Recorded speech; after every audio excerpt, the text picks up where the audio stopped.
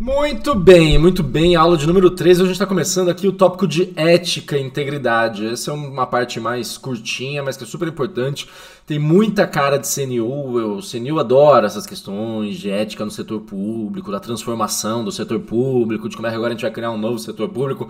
Então, muita atenção, muita atenção. Como sempre, eu vou passar muito rapidamente pela parte teórica aqui. Se você caiu de paraquedas nesse vídeo, eu sou o professor Mioto, eu fui aprovado no primeiro CNU, eu sou auditor fiscal do trabalho, gabaritei essa parte de conhecimentos gerais, quero que você gabarite também, a gente está fazendo um curso completo aqui, você tem todos os vídeos aí no YouTube, tem o link na descrição também se você gostar do curso aí, com mais questões, com mais material, enfim, com o curso de fato na sua totalidade, e vem comigo. Como sempre, a gente tem uma introdução teórica aqui, mas que eu vou passar muito rápido, tem umas aulas até que eu não passo, porque eu acho que a gente já pode ir nas questões, mas aqui eu vou dar muito uma pinceladinha para você ir pegando. Você tem que saber os princípios não são difíceis, então eu não vou ficar muito em cima deles. Alguns são constitucionais, né? Lembra dos princípios que estão lá na Constituição, o tal do LIMP, né? A legalidade, a impessoalidade, a moralidade, etc. Aqui o que você tem que saber nem é nem tanto o aspecto constitucional, mas o que é, quais são esses princípios do serviço público. E tomar um pouco de cuidado para não confundir. Mas eu acho que assim, a gente vai fazer questão, você vai chegar lá, mas os mais importantes aqui, a coisa da legalidade, tem que atuar conforme a lei, isso não é difícil, né, de você entender. A coisa da impessoalidade, não pode favorecer ninguém, você como agente público não tá lá no seu nome próprio, você tem o nome do Estado, moralidade, não precisa nem explicar. Publicidade e transparência, eles adoram, cai muito em questão, a gente falou bastante já de publicidade, né, na parte de políticas públicas. Eficiência, a gente já falou em outra aula também. Interesse público como a finalidade primordial, né, essencial de toda administração. Tudo que tem que ser feito no interesse público, nada no interesse pessoal. Enfim, proporcionalidade é importante também. As ações têm que ser proporcionais, né? Não vai fazer um negócio...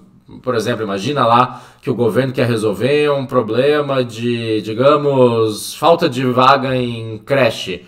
E aí o governo de repente vai lá, a prefeitura lá faz uma escola, uma creche para 10 mil alunos, mas tem 100 alunos na fila. É um ato desproporcional que não serve ao interesse público. Talvez sirva a outro interesse, sei lá quem está construindo esse negócio. Mas os atos têm que ser proporcionais, as ações do poder público têm que ser proporcionais, a motivação também, tudo tem que ser. As decisões do poder público têm que ter, né, motivações justificáveis.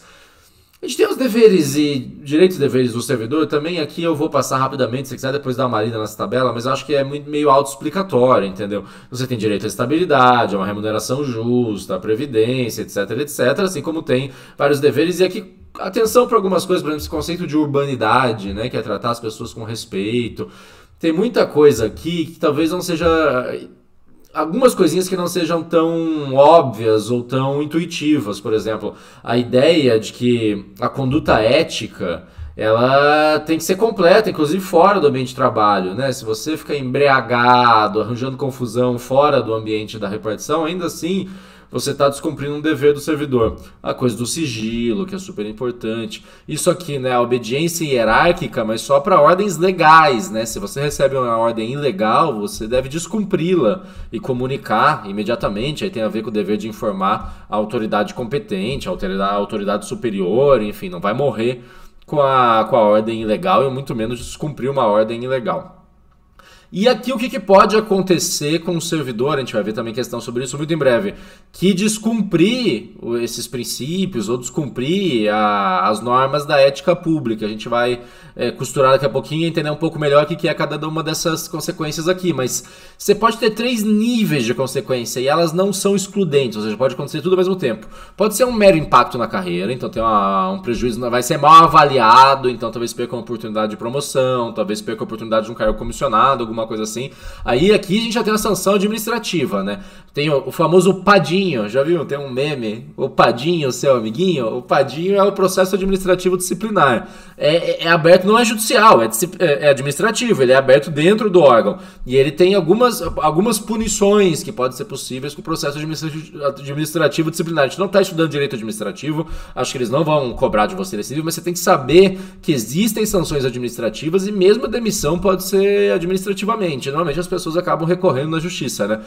Mas vai se estabelecer um processo, vai ter uma espécie de comissão julgadora e pode começar desde uma censura, você recebe lá um bilhetinho falando, ó, para com essa porra aí, não faz isso de novo, né? Até suspensão, fica uns dias sem trabalhar, né? Aí a gente vai ver que tem um limite, né, de até 30 dias para suspensão, acima disso é considerado uma espécie de demissão presumida ou demitir o cara. Isso tudo pode ser feito administrativamente, tudo tem um processo, tem tem a defesa, né? Ou você vai ser ouvido, né? Ou o servidor em questão vai ser ouvido, mas isso pode ser aplicado administrativamente. E além disso, no aspecto judicial, no campo judicial, pode ter responsabilização civil e criminal. Normalmente civil, a gente está pensando nas ações de improbidade administrativa, né? Então, por exemplo, você pode ter indisponibilidade de bens, você pode ter suspensão dos direitos políticos, ressarcimento ao erário, etc. E até criminal, pode ser preso por corrupção, por exemplo, tá bom? Vamos para as questões que isso vai ficar muito mais claro, você vai entender isso aqui muito mais facilmente. A questão de número 1 pede para a gente encontrar a alternativa correta, tá bom? Então a gente está procurando um princípio do serviço público. Vamos lá, questão de número 1. Deixa eu só abrir aqui. Letra A. Impessoalidade. A gente está procurando a definição correta de um princípio, tá bom? Então vamos lá. Impessoalidade é adotar as ações adequadas, necessárias e proporcionais ao resultado. Isso é impessoalidade? Cara, falou proporcional, grita proporcionalidade, né? Difícil aqui dizer que isso aqui é impessoalidade. Impessoalidade não são as ações necessárias, né? Impessoalidade é aquilo que a gente falou. É agir sem favorecimento, né? Agir sem pensar, vou ajudar aqui, meu primo tá com um pedido aqui no meu órgão, então vou descolar o do meu primo. Não, né? É fazer o que você tem que fazer, independentemente de quem tá pedindo. Veio um cara aqui, eu não gosto dele. Imagina, eu trabalho lá na secretaria de uma universidade pública. E aí tem um aluno lá que eu não vou com a cara dele há muito tempo e tal, então ele pediu para ser matriculado numa disciplina aqui, eu não matriculei, porque eu não gosto dele. Para ele se ferrar, para ele demorar para se formar. Não, né? Isso não é impessoal. B. Proporcionalidade é a busca de resultados ótimos com o melhor uso dos recursos públicos. Isso aqui é eficiência, né? Isso aqui é eficiência, não é proporcionalidade. Proporcionalidade a gente viu, né? Você não vai matar o passarinho com uma bomba atômica, né? Você vai fazer coisas que tenham a mesma ordem de grandeza do desafio exigido. Aqui não, aqui é eficiência, né? A definição mais tradicional de eficiência é essa aqui, da letra B. Letra C. Motivação é a conformidade dos atos com padrões éticos, probidade e boa-fé. Também não, né, cara? A motivação é você apresentar as razões do que você está fazendo, apresentar os fundamentos, mostrar que aquilo você não tirou do... Eu ia falar de um lugar, mas você não tirou da sua cabeça, você não tirou do nada, né? Então você mostra, então, por exemplo, imagina lá que a gente vai abrir um concurso público no órgão, né? Tem que motivar, olha, existe um número de vagas aqui não preenchidas, o serviço está com dificuldade, porque está faltando gente, o último concurso foi há tantos anos, essa área é importante por isso, isso e aquilo. Isso é motivação, né? É você mostrar as razões daquilo que está sendo feito. A conformidade dos atos com padrões éticos de probidade e boa-fé aí é a moralidade, né? Padrão ético, falou em padrão ético, falou em probidade, tende a ser o princípio da moralidade. Letra D. Publicidade implica transparência e acesso público à informação dos atos administrativos. Lindíssima, que isso aí não tem como questionar, né? Publicidade é exatamente isso. Da transparência, né? Mostrar o que está acontecendo. Claro que tem exceções de sigilo, situações de sigilo, documentos, inclusive secretos e tal, mas a regra é a transparência, o sigilo é a exceção. E letra E, legalidade é a justificativa de todas as decisões em bases fáticas e legais. Não, né? Aqui é a motivação, não a legalidade. Legalidade, a gente viu lá no começo, é o cumprimento da lei, né? Tem aquele princípio que se diz, né? De que o particular pode fazer tudo que a lei não proíbe. No setor público a gente faz o que a lei manda, né? A gente faz o que está determinado em lei. O servidor público está vinculado à lei. Ele não pode ir contra a lei em nenhum momento da sua atuação, tá bom? Então, como a gente viu, a resposta é a letra D. Aí tem a explicação bonitinha se você quiser estudar depois, tá bom? Muito bem, questão de número 2. Aponte a alternativa correta sobre ética na administração pública. Então, procurando a alternativa correta. Letra A. No Brasil, há resistência à criação de um quadro legal aplicável à conduta ética no setor público, restando buscar persuasão moral em detrimento da legal. Isso quer dizer que não tem lei que trate conduta ética no setor público, então a gente depende assim de princípios morais, já que não tem essa lei, que tá erradíssimo, né? Tem bastante lei, tem o Código de Ética do Servidor Público, na verdade é um decreto, mas né, lei aqui lato senso, mas se você quiser lei, a lei de improbidade administrativa é um exemplo também, né, de quadro legal aplicável à conduta ética. A Constituição prevê coisas sobre ética no setor público, né? Então, assim, tem o Brasil, isso aqui sempre cai na sua prova, assim, tenha isso em mente. No Brasil raramente falta lei, o que falta é a efetividade das leis, mas assim, lei é fácil fazer, eles adoram fazer lei. Né? A coisa mais fácil é aprovar uma lei, difícil é fazer a lei ser cumprida, difícil é a execução, quase nunca falta. Tem algumas coisas que falta lei e tal, a gente citou até alguns exemplos de omissões legislativas, coisas assim que estavam na Constituição e que nunca foram efetivadas como lei. Acho que o exemplo mais famoso é a lei sobre a greve no setor público e tal, mas isso é exceção, normalmente tem lei, o que o problema é que falta o exercício, né? Falta a lei ser efetivada. Letra B. A ética no setor público implica reconhecer o servidor individual como um agente, em vez de uma representação direta de todo o aparato administrativo. Isso aqui está erradíssimo. Cuidado com isso aqui. A gente não está reconhecendo, claro, o servidor, importante na sua individualidade e tal, mas o cara não tá lá como um indivíduo. O cara que tá te atendendo no Detran, ele não tá lá. Quando eu chego perto, assim, fica meio psicopata. Até eu fico com medo. O cara, mas é pra você prestar atenção no que eu tô falando. O cara que tá tirando o Detran, ele não é lá o Mário Peixoto Gomin de Albuquerque, entendeu? Ele é o Detran naquele momento, ele representa o aparato administrativo. E por que isso é importante? Justamente por causa daqueles princípios da impessoalidade, né, da conduta ética. Ele não representa... Se você é maltratado por um servidor público, você não está sendo maltratado por aquele servidor, você está sendo maltratado pelo serviço público.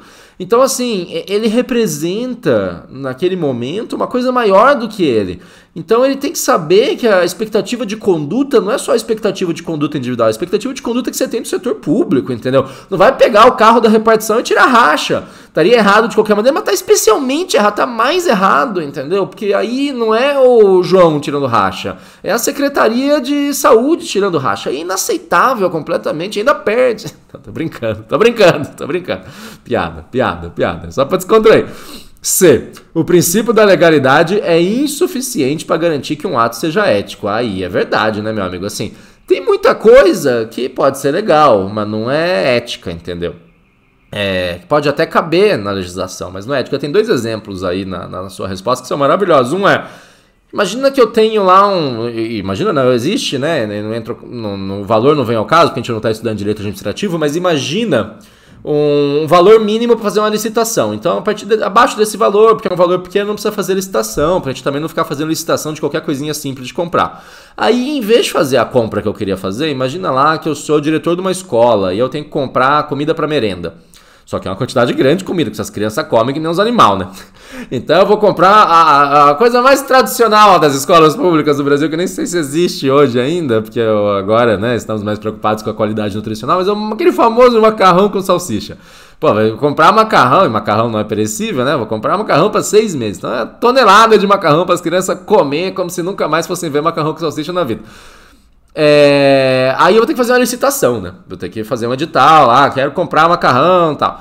Mas imagina que eu quero facilitar, vamos facilitar. Então, assim, em vez de comprar o macarrão todo, eu vou fazer fracionado. Eu vou comprar bem aos pouquinhos, que aí aos pouquinhos eu consigo ficar abaixo do limite da licitação e eu posso comprar de quem eu quiser, lá do mercadinho, lá da pessoa que eu conheço, dou uma força pra pessoa e tal. É ilegal? Não, porque de fato não é ilegal comprar se o valor tá dentro da dispensa lá, inexigibilidade, sei lá como é que...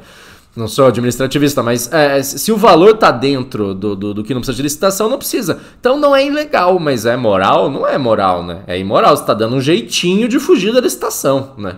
É feio, né? Ah, mas... Tá bom, não me convenceu muito. Vou te dar um outro exemplo.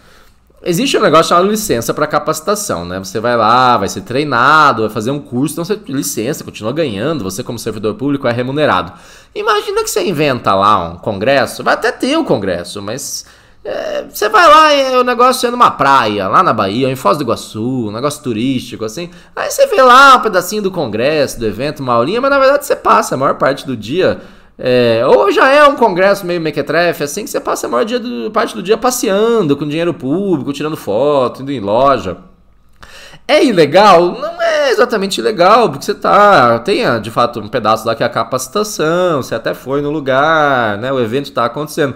Mas é moral você usar o dinheiro público para ver meia horinha de aula lá e passar o resto do dia comprando cacareco lá na fronteira, lá na Ponte da Amizade, em Cidade do Leste, trazendo bugiganga pra tua família inteira, contrabandeada? Não é, né? Não é moral. Então nem tudo que é legal é moral. Tem muita coisa que é legal, mas é imoral, tá bom?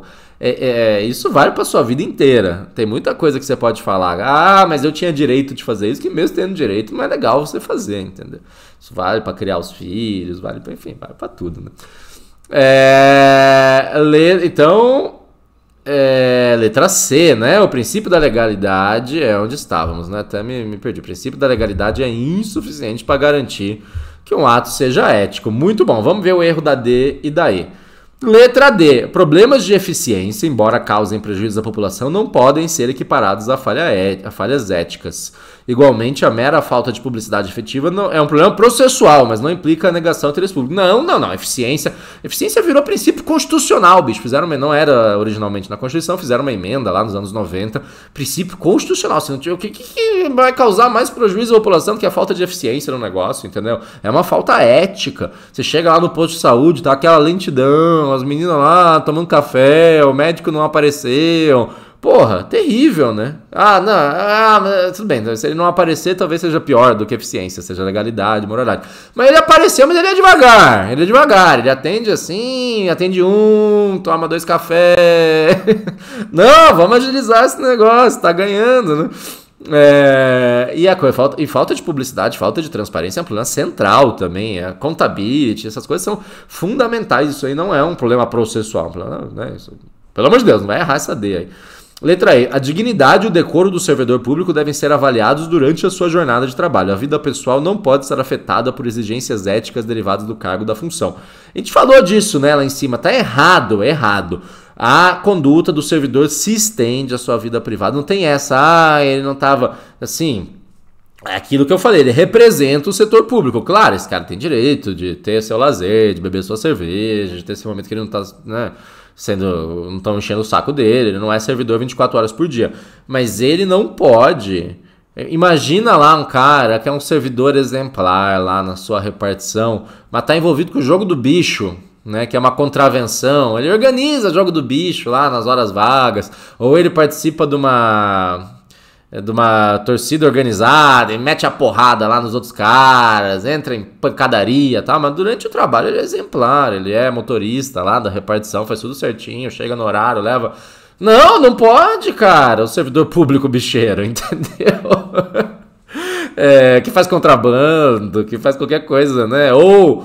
que está envolvido em, né, sei lá, por exemplo, enche a cara, causa tumulto, vandalismo. Esse é um bom exemplo. Você pega um servidor público, o sujeito trabalhar no Tribunal de Justiça, é analista, aí pega esse cara num sábado à tarde pichando um muro lá.